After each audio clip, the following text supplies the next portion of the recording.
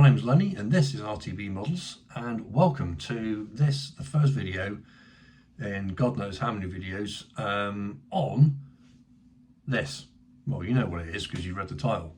And also that footage was taken by myself at East Kirby. That was my Christmas present. So I have an up close and personal experience with the de Havilland Mosquito night fighter version. And yes, what a day.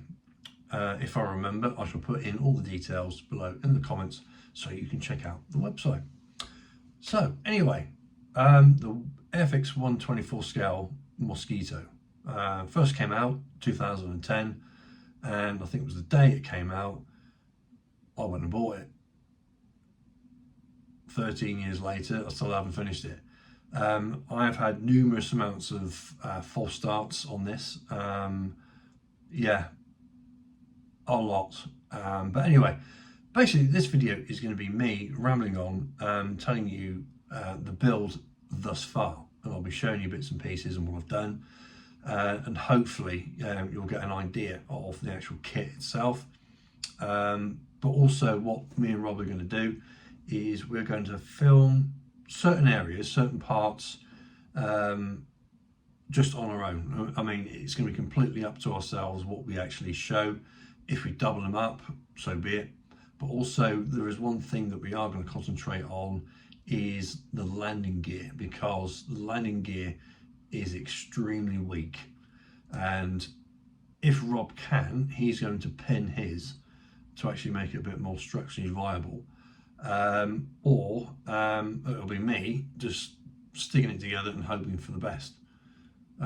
So yeah, but I'm pretty sure that SAC do the metal, they might do, I can't remember, landing gear set for this. So you may think, well Lenny, why don't you go and get that?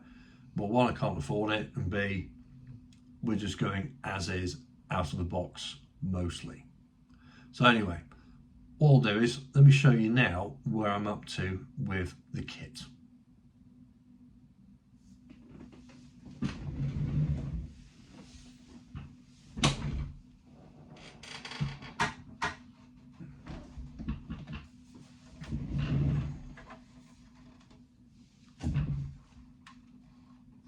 So with the kit, it is done thus far. Now, from the beginning, cockpit, straight out of the box, the cockpit is pretty good. Detail wise, it is basic on the actual sidewalls themselves.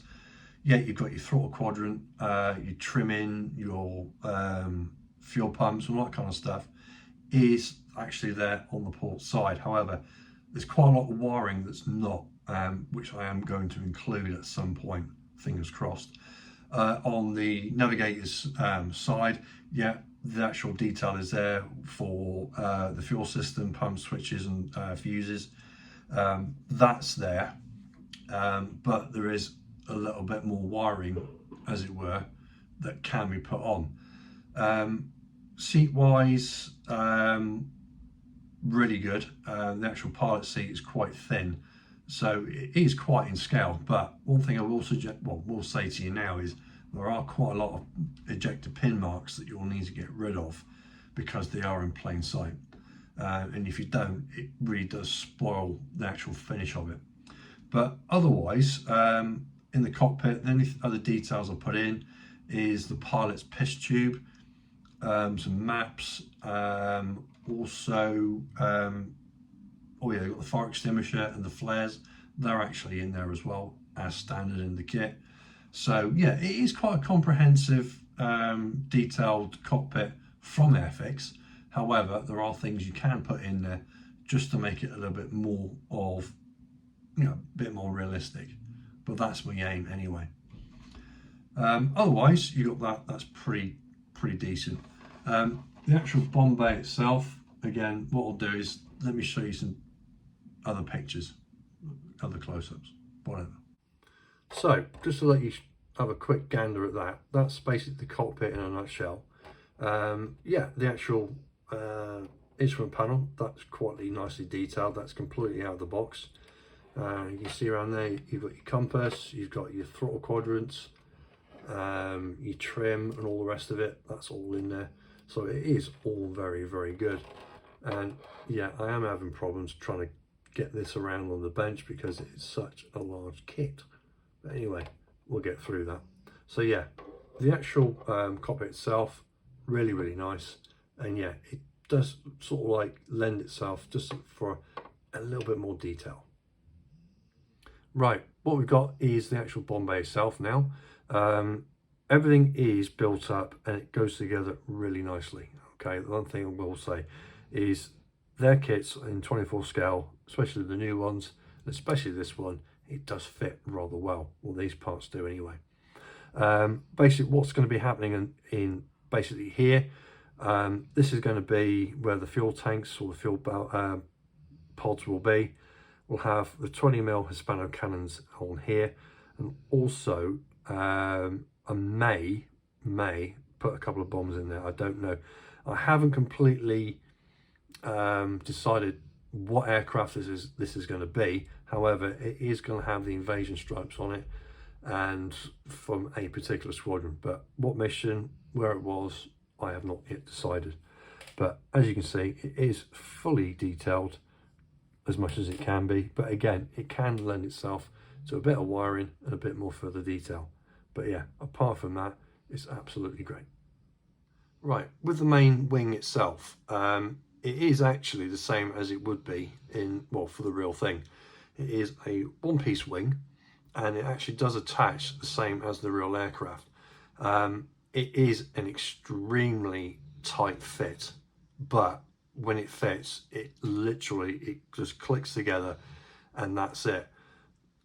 However, one thing I will say is wait until you're absolutely ready to actually join the wings to the fuselage, because it's extremely difficult to get off, so I found out. And really, once you've popped them in, you really need to leave it. Okay, that's it. So yeah, don't go buggering about, because you will weaken the actual fuselage itself, because these parts here, basically that's it. Okay, you just got that small area there and it can get flimsy, and if you keep buggering about taking the wings on and off, you are going to weaken it. So what I would do is wait until you're absolutely ready to go, everything's together, and then attach the wings to the fuselage.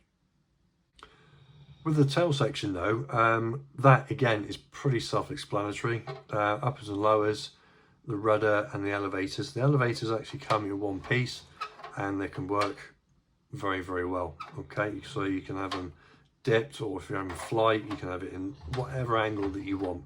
So good news on that one. The joining part is actually underneath, and when it does actually go into its actual part of the fuselage, it is again a very nice fit. Not as tight as the actual wings, but it is a very, very nice fit, and you're really not going to have any issues. As long as you keep following the actual instructions, you're not going to have a miss on this one. Okay, now next thing I want to just quickly chat with you is here is the steam line. Because of how big the kit is, and it is completely free, okay, there aren't any sort of like parts in the fuselage to strengthen it. So what I would do is I will absolutely glue it to death, but using something like Revell contactor, or maybe the Tamiya thick cement. If you use the Tamiya extra thin alone and nothing else, then I don't think this is going to actually hold together really well, because it's such a big kit and the fuselage is actually carrying such a big load from the wings. Okay, you are likely to actually crack this while you're actually trying to clear the seam. Now what I did, I put contactor glue, if I can remember, and then basically covered it in sort of like that Tamiya and the evergreen sort of like plastic card. So it goes into like a bit of a thick glue, and just basically pelted it all over and just left it for God knows how long. Came along, sanded it, and yeah, everything sort of like turned like a browny orange. However, The black line that you can see is actually super glue. I redid it because I just wanted to try and get that little bit more extra strength. So it is there and there, and when we get to painting with it, you're not going to see the seam line along there. It's exactly the same as it is underneath. Everywhere else is not a problem, okay, but just mind the actual main seam line along the top and the bottom.